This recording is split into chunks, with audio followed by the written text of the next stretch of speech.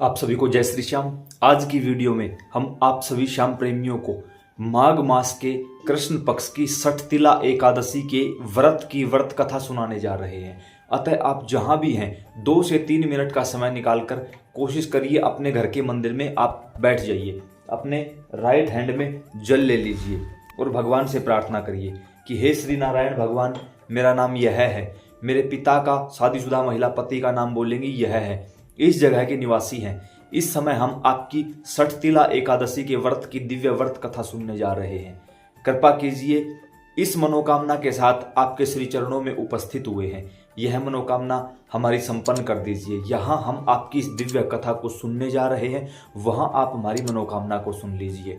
ऐसा बोल के जो भी आपकी मनोकामना है उस मनोकामना को आप भगवान को बता दीजिए।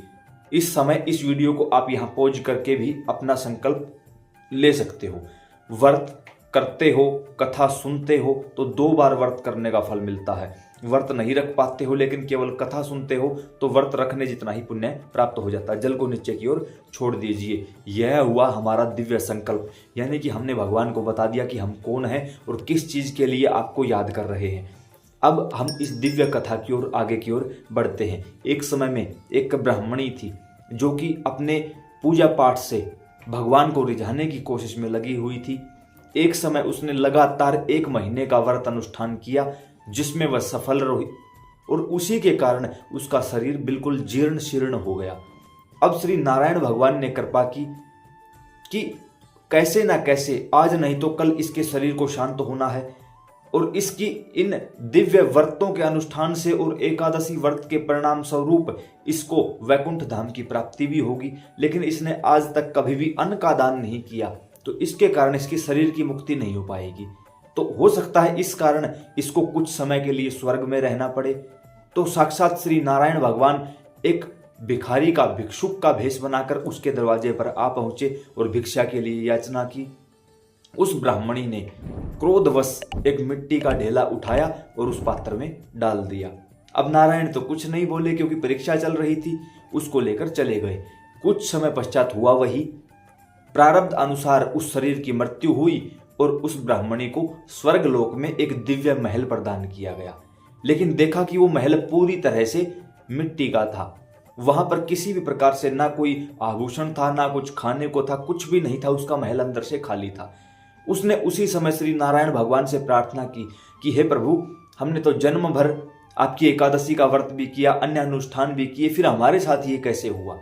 तब श्री नारायण भगवान ने कहा कि हे देवी, शीघ्र अतिशीघ्र आपके पास देव कन्याएं आएंगी और दरवाजा खोलने के लिए कहेंगी। आप दरवाजा मत खोलना, उससे पहले उनसे कहना कि आप हमें षठतिला एकादशी की दिव्य कथा और उसके महात्म्य को सुनाओ, फिर हम दरवाजा खोलेंगे।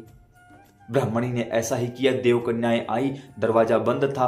पहले उन्होंने कहा कि हमें षठतिला एकादशी का महात्म्य बताओ, कथा सुनाओ दिव्य। अब जो देव कन्याएं थी उन्होंने दिव्य कथा को सुनाया। तब ब्राह्मणी ने दरवाजा खोल दिया। तब देव कन्याओं ने देखा कि ब्राह्मणी का जो शरीर था वो अभी तक जीवित था, यानी शरीर की मुक्ति नहीं हुई थी क्योंकि अन्न का दान नहीं हुआ था। तब जब देव कन्याओं द्वारा इस दिव्य विभूति को उन्होंने जाना, इस दिव्य ज्ञान को उन्होंने प्राप्त किया, तब योगाग्नि द्वारा अपने उस शरीर को भस्म कर दिया और श्री नारायण भगवान के श्री चरणों में वैकुंठ धाम में अग्रसर हो गई। तो यह थी षठतिला एकादशी के दिव्य व्रत की दिव्य कथा, जिसको केवल सुनने मात्र से जीव भव से पार हो जाता है और श्री नारायण भगवान के श्री चरणों का आश्रय ग्रहण कर लेता है। तो हम सब भी यही प्रार्थना करते हैं, ठाकुर जी जिनके द्वारा कही गई, सुनी गई है दिव्य कथा, उन सभी को भी जीते जी अपने श्री चरणों की अनुग्रह भाजन बनाए रखना और अपनी सेवा में लगाए रखना। जय सिया राम।